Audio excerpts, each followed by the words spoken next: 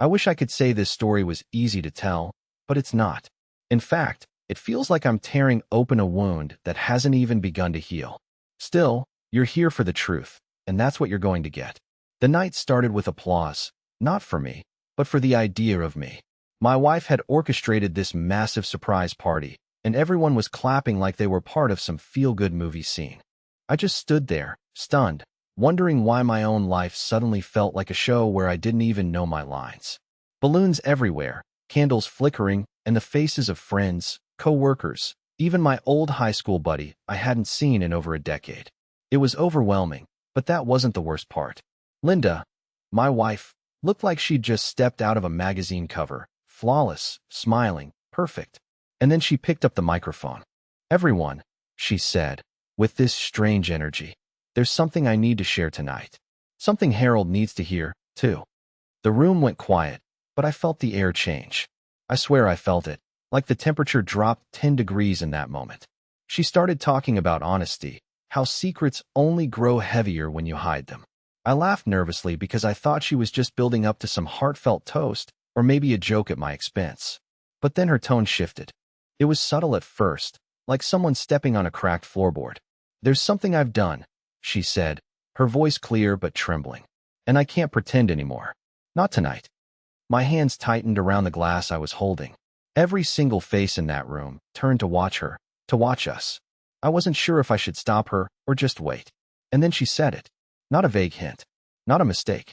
She laid it out, raw, unfiltered, in front of everyone I cared about. She said his name. She said it with a tone I'd never heard before, soft, almost nostalgic, like this guy wasn't just a fling but something that lived in her heart. I can't even tell you what the rest of her words were, because I didn't hear them. My ears were ringing, my vision narrowing. I saw lips moving, people gasping, but I was already gone inside. I didn't make a scene. I didn't shout. I just walked out, past the stunned faces, past the table with my name spelled out on a cake, past the life I thought I knew. When I stepped out of that hall, the cool night air felt like it was slicing through my chest. I could still hear the muffled hum of voices behind me, people whispering, probably deciding whether to comfort me or pretend they hadn't heard a thing. I didn't care. My body was moving before my brain caught up, past the glowing entrance, down the long set of steps, and into the nearly empty parking lot.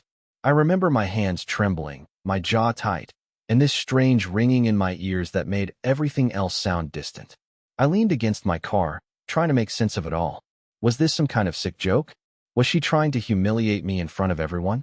My phone buzzed in my pocket, messages flooding in from friends, people inside the party asking if I was okay. I ignored them all. For the first time in years, I felt completely powerless. That's when the door to the hall burst open. It wasn't Linda. No, she stayed inside, probably still basking in the chaos she'd just created. It was Miles, my best friend. He looked pale, like he'd just seen a ghost. "Harold," he said, out of breath, "you need to hear this. You need to hear it from me before she tells everyone else." I stared at him, confused. "What do you mean?" I asked, my voice hoarse. He hesitated, glancing back at the entrance like he was debating whether to say it out here. Then he stepped closer. "It's not just that guy from the gym," he whispered. She's been talking to me too. Behind your back. About everything. About us." For a moment, I couldn't process his words. I thought maybe he was trying to confess something. But no, the way he said it was different. He wasn't just telling me she had cheated. He was implying something darker, something deeper. "What the hell are you talking about, Miles?" I asked, my pulse pounding in my ears. He rubbed the back of his neck, eyes darting everywhere but at me. "She told me she was going to tell everyone tonight. That this wasn't just about one mistake. Harold, I think she's planning to leave you, and she wanted to make sure she humiliated you first." I felt like my stomach had just dropped into a bottomless pit. Was this real? Why would she do this to me, and in such a public, calculated way? I looked back toward the hall, the warm lights spilling out like nothing was wrong, and I realized I couldn't just stand there. I needed answers. I pulled out my keys, ready to drive away, but something stopped me. I saw Linda's reflection in the glass door. She was coming outside, alone. Her expression wasn't guilt or sadness. It was something else. Something I still don't have a word for. Linda walked toward me with the kind of calm that didn't match the chaos she had just detonated inside. She wasn't crying. She wasn't apologizing. In fact, she looked almost relieved. I froze, my back pressed against my car, while Miles slowly stepped aside like he didn't want to be caught between us. For a moment, the only sound was the distant thump of music from inside the hall and the faint hum of the city beyond the parking lot. "Harold," she began, her voice too soft, too deliberate. "I know you're angry. I know you're hurt. But I need you to listen to me before you drive off and make this worse for both of us." I couldn't believe what I was hearing. Worse for both of us. My entire life had just exploded in front of everyone I knew, and she was acting like this was some kind of mutual problem, like I was partly to blame. "You think this is something we can just talk about?" I snapped, my voice cracking. "You confessed to cheating on me, in front of everyone, on my birthday. And now you want me to listen?" Her eyes narrowed, and for a second, I saw something cold and unrecognizable in her face.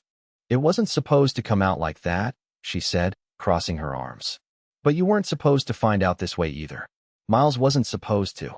She stopped mid-sentence and glared at Miles, who instantly looked like he wanted to vanish. "Wait," I cut in, my chest tightening. "What does Miles have to do with this? He told me you've been talking to him behind my back. Is there something I don't know?" She smiled, but it wasn't the kind of smile I'd ever seen on her before. It was sharp, like she was enjoying watching me piece everything together. "You really have no idea, do you?" she said, almost mockingly. "Miles has known for months. I told him because I needed someone to talk to. He's been helping me figure things out." I turned to Miles, who looked like he'd just swallowed glass. "Helping you? What the hell does that mean?" My voice was rising now, my hands shaking as I tried to make sense of the betrayal unfolding in front of me. "Harold, it's not what you think," Miles said, but his voice was weak. He wouldn't meet my eyes. I didn't want to get involved. "But she told me things about you, about how unhappy she was, and—" "Unhappy?" I cut him off. "She never said a damn word to me. Not one. Instead, she tells my best friend and the guy at her gym. Are you both laughing at me behind my back?" Linda's tone hardened. "This isn't about laughing at you. This is about me finally being honest. I didn't want to keep living a lie, Harold. I couldn't stand coming home every night pretending everything was fine when it wasn't." Her words hit like a blade twisting in my gut. Pretending everything was fine? Was every smile, every kiss, every quiet night on the couch just a performance to her? "Why now?" I asked, my voice low but shaking. "Why at my birthday party? Why like this?" She stepped closer, her perfume hitting me like an old memory that now felt poisoned. "Because," she whispered, "tonight was the night I decided I don't want to live like this anymore. I wanted you to know who I really am. I wanted everyone to know." And that's when she said something I can't shake, something that burned into my mind like a brand. "You were never supposed to be my forever, Harold. You were just safe." The words knocked the air out of me. Miles looked like he'd been punched in the stomach. My entire body felt numb. Safe. That's all I'd ever been to her. I don't even remember dropping my keys, but I remember the sound, metal hitting the pavement. It was like the world went silent for a split second. And then, before I could say anything, a car I didn't recognize pulled into the parking lot and stopped right in front of us. The driver rolled down the window, and I swear my heart stopped when I saw his face. The headlights from the black sedan cut through the parking lot, glaring against my face like an interrogation lamp. The driver's window rolled down slowly, and for a moment, I didn't recognize him. He was younger than me, probably late 20s, with a cocky grin plastered on his face, like he'd just walked out of some sports car commercial. Then it clicked. I'd seen him before. Not in person, but in a photo on Linda's phone months ago. She'd brushed it off, said he was just a trainer from the gym who helped everyone with their form. My gut clenched. This was him. "Well," he said, leaning slightly out of the window, his voice smooth and annoyingly confident. "This isn't how I expected to meet you, Harold." He smirked at Linda, who didn't even flinch. She just stood there, arms crossed, like she had been expecting him all along. I stared at her, my voice shaking with disbelief. "You invited him here? To my birthday party?" She didn't answer right away. Instead, she gave me this look, like I was the one being unreasonable. "He wasn't supposed to show up yet," she finally said, her tone infuriatingly calm. "But Harold, you were going to find out tonight either way. I wasn't going to hide this anymore." I turned to Miles, desperate for some kind of explanation, but he looked as lost as I felt. You've got to be kidding me, I said, my voice breaking. You brought him here? Why? To watch me break? To see if I'd put on a show for everyone? The guy, I think his name was Brett or Brandon, something like that, got out of the car like he owned the place. He wasn't dressed for a party. No, he wore a black jacket, gym sweats, and that same smug confidence I now wanted to punch right off his face. Relax, man, he said, holding up his hands like I was some wild animal about to attack. This isn't about embarrassing you. This is about honesty, something you clearly don't get much of. That was it. My blood boiled. Honesty? I shot back, my voice louder than I intended. You sleep with my wife and then show up here like you're some moral hero? Are you insane? Linda stepped between us before I could take another step forward. Harold, stop. Please, she said, but her voice had none of the warmth I used to know. It was cold, distant. This isn't about fighting. This is about facing the truth. I can't do this with you anymore. I can't keep living in a lie when I feel more alive with him than I have with you in years. Her words felt like glass cutting through my chest, and she said it all in front of Miles, who was just frozen there, wide-eyed and pale. What do you want me to say? I asked, my voice breaking into something pathetic even to my own ears. Do you want me to just thank you for destroying everything? For humiliating me in front of everyone I know? Brett, or whatever his name was, tilted his head like he was watching some reality show. You deserve someone who's actually excited to be with you, man, he said casually. She's not that person anymore. You gotta let it go. It wasn't just what he said, it was the way he said it, like this was some pep talk he'd given to other guys before, like I was just another loser in line. I took a step forward, fists clenched, but Miles grabbed my arm, his voice trembling. Harold, don't. This isn't the place. I turned to look at Linda, searching for even a shred of guilt, but she just looked done. Not angry, not sorry, just completely finished with whatever we had. And that's when I realized. She wasn't just confessing. She was replacing me. I felt the world tilt as Brett reached into his car and pulled out something that made my stomach twist even harder, a suitcase. A suitcase that I recognized instantly. It was mine. I froze when I saw it. My own battered black suitcase sitting there in his hands like it was just another piece of luggage for a weekend trip. For a second, my mind refused to process what I was seeing. Why do you have my suitcase? I asked, my voice shaking so hard it didn't even sound like me. I hadn't touched that thing in months. It had been shoved under the bed, covered in dust and old airline tags. Brett gave me this smug little shrug. Because Linda thought you might need some space tonight. She packed it for you. He said it like this was some kind of favor, like he was helping me out of my own life. My eyes shot to Linda, who wasn't even trying to hide it anymore. She crossed her arms, almost proud of herself. You packed my stuff? I asked, each word like a brick hitting the ground. When? While I was at work. While I was killing myself at the office just to make sure we could afford all these stupid parties and dinners. She didn't flinch. Not once. I packed it this morning, she said, calm and steady, like she'd rehearsed this line 1,000 times. I didn't want to do this the messy way, Harold. I wanted to give you a chance to leave with some dignity. That's why I told you in front of everyone. I didn't want this to turn into secrets and lies. Dignity? The word hit me harder than anything else she'd said that night. How could she stand there, on the night that was supposed to celebrate my life, and talk about my dignity while throwing every part of me under the bus? I felt my throat tighten, my voice cracking as I tried to hold it together. You call this dignity? I asked, pointing toward the hall where I could still see faces peering through the glass doors, curious about the scene outside. You humiliate me in front of my friends, my family, and then you send him. I jabbed a finger toward Brett, to hand me my own suitcase like I'm some stranger being kicked out of a hotel. Brett stepped closer, that stupid grin still plastered on his face. Look, man, I get that you're upset, but she's doing you a favor. She doesn't love you anymore. You've got to face that. I wanted to hit him. I wanted to break his jaw just for standing there with my suitcase like he owned my life. But Miles grabbed my shoulder and pulled me back. Harold, stop, he said quietly, though I could hear the fear in his voice. This isn't worth it. Not like this. Not worth it. I shot back. My entire marriage is falling apart in a parking lot, and you're telling me not to fight for it. Miles shook his head, eyes darting between Linda and Brett. I don't think there's anything left to fight for, he said, and that crushed me more than I thought it would. Even my best friend had given up on me. I turned to Linda, desperate for something, a flicker of regret, a hint of hesitation, but she just looked tired. Not guilty, not heartbroken, just tired, like she'd been waiting for this moment for far too long. You planned this, didn't you? I asked, my voice low but trembling. This whole party. It wasn't for me. It was for you. So you could make this grand exit with everyone watching. So you could feel brave and honest, or whatever the hell you're calling this. She didn't even deny it.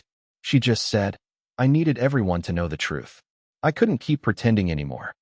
I felt something inside me snap, a mix of anger and heartbreak twisting into something unrecognizable. You didn't just break our marriage, I said, my voice cracking. You burned it down in front of everyone, like it was some kind of performance. And then, as if the night couldn't get any worse, Brett popped open the suitcase. We packed your essentials, he said casually. Clothes, toiletries. Oh, and something else. He reached inside and pulled out a small, black envelope. It wasn't mine. I'd never seen it before. He handed it to me like it was some prize I'd won. What the hell is this? I asked, glaring at Linda. She didn't answer, but the look on her face told me I needed to open it. I tore it open right there, my hands trembling, and what I saw inside made my knees almost give out. I tore open the envelope with a shaky hand, fully expecting some cheap parting gift or maybe a cruel letter, but it wasn't either of those things. Inside were a series of photos, printed, glossy photos, of Linda and Brett. Not just random snapshots. These were moments I'd never seen, moments that made my stomach twist into knots. A photo of them at some small cafe I didn't recognize, smiling at each other like they'd been together for years. Another of them at a beach somewhere, her head on his shoulder, the same way she used to rest it on mine when we were dating. But the worst part wasn't even the intimacy of the photos. It was the timestamps on the bottom corners. They weren't from recent weeks. They were from months ago. Some even dated back to the time we had gone through that rough patch last year, when she swore she just needed space and time at the gym to clear her head. I felt sick. My entire chest tightened as I flipped through the images, each one like another punch to the gut. It wasn't some accidental fling. This had been going on for so long that they had their own memories, their own album of a life together, while I was standing at the sidelines thinking I was fixing our marriage. My throat burned. How long? I finally asked, my voice barely above a whisper. How long have you been with him? Linda didn't even look ashamed. She sighed, like she was annoyed I was even asking. Since last spring, she said flatly. It didn't start the way you think. I wasn't planning on it. But, Harold, you weren't there anymore. You were buried in work, always tired, always checked out. I needed someone who saw me, who actually noticed me. Those words, you weren't there anymore, felt like she was rewriting our entire history. I wanted to scream that I had been there, that everything I did, every late shift I worked, every penny I saved, was for us. For her. But I couldn't even get the words out. My chest was too heavy, my voice too weak. I looked at Brett, who was leaning casually against his car like this was just another Tuesday night, and I felt this white-hot rage building inside me. You knew she was married. I spat at him. You knew and you didn't care. He just smirked, like he was proud of himself. She told me everything about you, man. You were already gone. I just stepped in. I wanted to hit him right then and there, but I knew if I did, it would only make me look worse, like I was the pathetic loser who couldn't handle the truth. Miles stepped between us again, his voice low but firm. Harold, don't. He's not worth it. Trust me. I turned on Miles, frustration boiling over. And you? I shouted. You knew about this? You let this happen? Miles looked genuinely hurt, shaking his head. I didn't let anything happen. She came to me when things started. I told her to end it. I told her to talk to you. But she didn't listen. And I didn't know it had gone this far. I felt dizzy. My whole world was spinning. And then Linda decided to twist the knife even deeper. Harold, she said softly, almost with pity, this isn't just about cheating. I'm leaving. Tonight. I can't keep dragging this out. I'm moving in with Brett, and I think you know now that this marriage, it's over. Her words didn't just hurt. They crushed me. Because I could see in her face that she meant every single one of them. There was no coming back from this. No apology that could fix it. She had already chosen him, and she was looking at me like I was just some chapter in her life she'd already finished reading. I dropped the photos on the ground. I didn't want to look at them anymore. I didn't even want to look at her. I wanted to disappear. But as I reached for the suitcase, I noticed something else inside. Another envelope, this one sealed with a strange red stamp. I don't know why, but something about it felt wrong. Linda's face paled when she saw me pick it up, and Brett immediately stepped forward like he wanted to snatch it out of my hand. "What's this?" I asked, my tone sharp. No one answered. They just looked at each other like they'd been caught hiding something worse than the affair. I tore it open before either of them could stop me. Inside was something I never could have prepared myself for. Not another photo, but a document. A legal document. And when I read the first line, my vision blurred with shock. When I unfolded the document, I expected something petty, maybe divorce papers she had prepared in advance, because she seemed that cold and calculated. But what I saw wasn't that simple. It was a notarized contract. A contract with my name at the top, next to hers, and Brett's name printed right below in bold letters. My stomach turned as I skimmed through the legal jargon, my brain refusing to process the words until I hit the part that burned into my mind. Transfer of joint property and accounts. I froze. I read it again and again, hoping I was imagining things, but no, it was right there. She had been preparing to take everything. "This is some kind of joke," I said, my voice cracking. "Tell me this isn't real, Linda. Tell me you didn't sign away our lives without even talking to me." Linda's face didn't change. She stood there like stone, lips pressed together, eyes sharp but unreadable. "Harold," she said finally, "you weren't going to see this coming no matter how I told you. I didn't want to blindside you, but I had to protect myself." "Protect yourself? From what?" I nearly shouted, my voice shaking so hard that Brett took a step forward, like he thought he needed to defend her. "From me? The guy who spent every damn night working late to pay for this life you're standing here tearing apart?" Brett crossed his arms and smirked, which made me want to throw the suitcase at him. "She told me all about the bank accounts," he said casually, like this was just some business deal. "The house, the savings, all of it. You've been too busy to even notice she's been planning this for months. She's just taking what's rightfully hers." Rightfully hers? I was practically shaking now, my hands gripping the edge of the document like I could tear it to pieces just by glaring at it. "I built this life. I paid for everything. You think you can just waltz in here and—" Linda cut me off, her voice calm but colder than ice. "Harold, it's not about money. It's about freedom. I don't want this marriage, and I don't want to fight you for every little thing. This makes it cleaner. Easier." I laughed, a sharp, broken laugh that felt like it was ripping out of me. "Easier? You humiliate me in front of everyone I know. You drag me into a parking lot circus with him. And then you hand me paperwork like I'm supposed to just sign my life away and call it easier." Miles, who had been standing silently this whole time, finally spoke. "Harold, don't sign anything," he said quietly but firmly. "This isn't right. None of this is right." And that's when I saw it. Linda's face twisted for the first time that night. Not with guilt, but with fear. Genuine fear. She looked at Miles, her voice sharp. "Stay out of this, Miles. You don't know what you're talking about." But Miles didn't back down. "Oh, I think I do," he said, taking a step forward. "You've been planning this since last year, haven't you? All those times Harold worked late, all those excuses. You were never just going to leave quietly. You wanted to destroy him, Linda. Why? What did he do to deserve this?" Her lips trembled, but not with sadness, with anger. "He didn't see me anymore," she snapped. "He didn't care. He was just existing. And I refused to live like that. I needed something real. I needed someone who actually wanted me." I stared at her, every ounce of strength draining from my body. "So this is it?" I asked quietly, my voice barely holding together. "You burn it all down and hand me the ashes?" Before she could answer, Brett stepped closer, his tone turning sharper. "Look, man, you can drag this out and make it ugly, or you can just walk away. She doesn't want you. She wants me. Accept it." And that's when something in me snapped. Not in anger, but in clarity. I realized this whole thing was orchestrated, planned down to every last cruel detail. The party, the confession, the suitcase, even this damn document. I wasn't supposed to fight back. I was supposed to crumble, to walk away like a broken man. But I wasn't going to give them that satisfaction. I looked at Brett, then at Linda, and something inside me went cold. "You want me gone? Fine. But this isn't over. Not by a long shot." I stuffed the document back into the suitcase and turned to leave. And that's when I heard Linda's voice, low but cutting through the night like a blade. There's one more thing you don't know, Harold, and you're not going to like it. I stopped in my tracks, every muscle in my body tense. What now? I asked, my voice flat. She hesitated for a moment, glancing nervously at Brett before meeting my eyes. It's about last year. About that trip you thought I took to visit my sister. I wasn't there. I was with him. And, Harold, something happened. Something you're not ready to hear.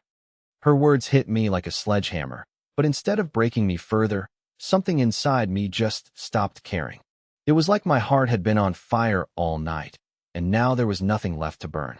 I looked at her, at both of them, and I realized that whatever truth she was holding over me didn't matter anymore. She could keep her secrets, her games, her pathetic justifications. None of it defined me. You know what, Linda? I said, my voice calm for the first time that night. I don't even want to know. Whatever happened on that trip, whatever you've done, it's not my burden anymore. You've already lost me. And trust me, one day you'll realize what you threw away. Brett snorted like I'd said something stupid, but I didn't even look at him. I turned to Miles, who looked like he'd been through the ringer just standing here with me, and I gave him a nod. Thanks for trying to have my back, I said. Let's get out of here. Linda called after me, but her voice sounded small, almost hollow now. I didn't turn around. I walked to my car, suitcase in hand, and for the first time in years, I felt like I was taking my life back. As we drove away, Miles glanced at me and said, "You're better off without her, Harold. Trust me, you've got more in you than this mess." He was right. In the weeks that followed, I stayed with my sister while I untangled my life from hers. I canceled our joint accounts, changed the locks on what was left of the house, and found a lawyer who shredded that ridiculous contract she thought she could trap me with. It wasn't easy, the nights were long, and the silence was heavy, but every day I woke up knowing I was free. And then, something unexpected happened. The same friends and family who watched me walk out of that party started reaching out, not with pity, but with respect. They told me I'd handled myself with more dignity than they thought possible, that I didn't let her cruelty define me. And slowly, piece by piece, I started rebuilding who I was. Tonight, I can tell this story without shaking. I can sit here and share it with all of you because I know I'm stronger now than I've ever been. Linda? She can keep her trainer and her fake honesty. I don't care anymore. I'm done carrying the weight of her betrayal. So, here's where I turn it to you. What's the wildest, most unexpected thing that's ever happened to you in a relationship? Have you ever had a moment where you realized you deserved better and walked away? Share your stories in the comments. I read every single one, and I know someone out there needs to hear that they're not alone.